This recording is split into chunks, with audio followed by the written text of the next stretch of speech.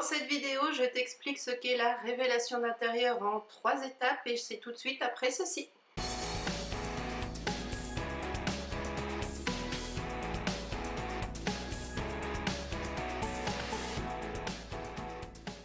Alors la révélation d'intérieur, qu'est-ce que c'est? C'est un nouveau métier qui a été créé par Marie Winant. C'est la fondatrice de Up and Up by Marie Winant, qui est passionnée depuis toujours d'habitat et d'organisation. Bah Monica, qu'est-ce que tu fais dans ma vidéo? Ah, je ne vous ai pas dit. Marie, en fait, c'est un peu Monica. Bon allez, je vous montre la vraie. Salut Marie! Alors Marie a imaginé ce savant mélange entre l'aménagement d'intérieur et le home organizing, ce qui a donné la révélation d'intérieur. Et tu vas voir, c'est une base vraiment solide, que ce soit pour un projet d'aménagement, de rénovation ou de nouvelle construction. Les objectifs, ça va être de remettre l'humain au centre de son habitat. Ça va être de te faire prendre conscience du plein potentiel et des ressources que peuvent t'offrir ton habitat. Ça va t'aider à redevenir maître de ton espace. On va mettre ton habitat au service de ton bien-être en tenant compte de ton mode de vie et de tes besoins réels. En bref, on va revenir à l'essentiel, mais à ton essentiel, celui qui te correspond à toi. Donc la révélation va se dérouler en 3 étapes.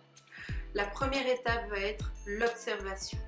On va ici redécouvrir ton habitat comme si c'était la première fois. On va lui donner, on va le regarder avec un regard tout à fait neuf. Alors pour ça, on va aller creuser dans tes motivations profondes. Et celles-ci vont vraiment devenir le fil rouge, le fil conducteur de tout ton projet. On va analyser tes besoins.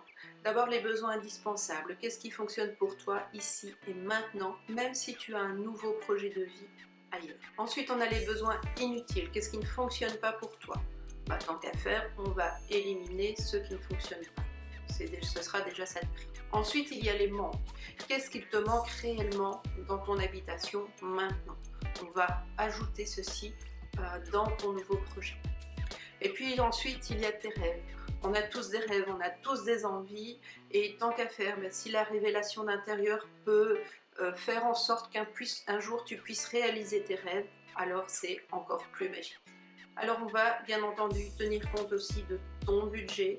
Quel est le budget que tu peux allouer à ton nouveau projet de vie, je vais dire, et quel est le temps dont tu disposes pour pouvoir mettre tout ça en place. La deuxième étape, ça va être ta réalité au quotidien. Et je te préviens, on va absolument remettre tout en question, ce qu'on a vu au point 1. On va passer ton habitat au peigne fin.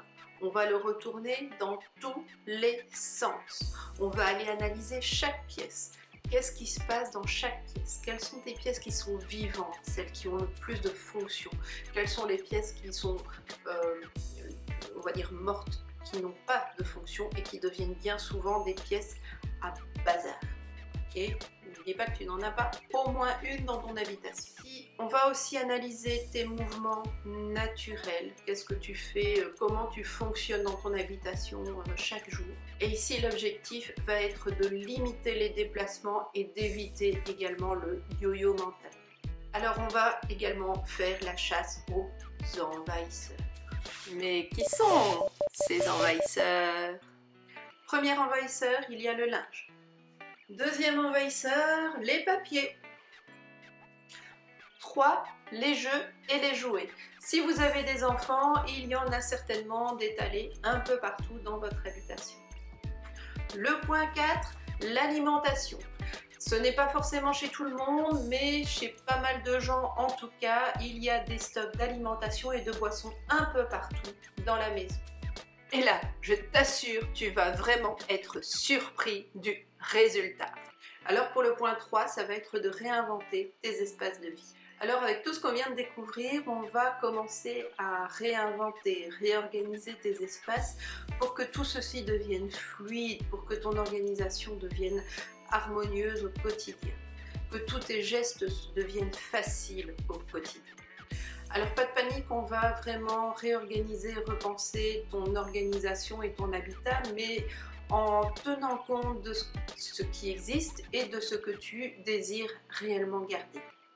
L'idée ici va être aussi de mettre chaque objet au bon endroit, au bon moment pour le retrouver rapidement quand on en a besoin. Alors, on va travailler les notions de visibilité, d'accessibilité, de délégation, de transparence pour que tout devienne facile et que le rangement soit canalisé au quotidien. Alors tu l'auras bien compris, c'est à ce moment-ci que le mix and match entre l'aménagement d'intérieur et le home organizing va opérer, et tout ceci justement pour révéler ton habitat. Pour récapituler, la révélation d'intérieur va vraiment t'aider à reprendre le contrôle de ton habitat. 1. En analysant ton fonctionnement au quotidien, tes modes de vie et tes besoins réels. 2. En passant ton habitat au peigne fin et en déclarant la chasse aux envahisseurs. Et enfin 3. En repensant et en réorganisant ton espace pour te simplifier la vie au quotidien. Alors, grâce à la révélation d'intérieur, tu vas vraiment pouvoir récupérer de l'espace, du temps, de l'énergie et peut-être même de l'argent. Mais oui, évidemment, si tu récupères de l'espace, tu vas peut-être éviter de construire une nouvelle annexe qui te sera peut-être totalement inutile, ou si c'est pour une nouvelle construction, tu vas éviter aussi de construire trop grand. Ça va diminuer le budget et avec ce budget-là, peut-être que tu pourras réaliser tes rêves. Alors si tu es intéressé par la révélation intérieure, tu trouveras les liens dans ma description qui te mèneront vers mes coachings et mes accompagnements personnalisés.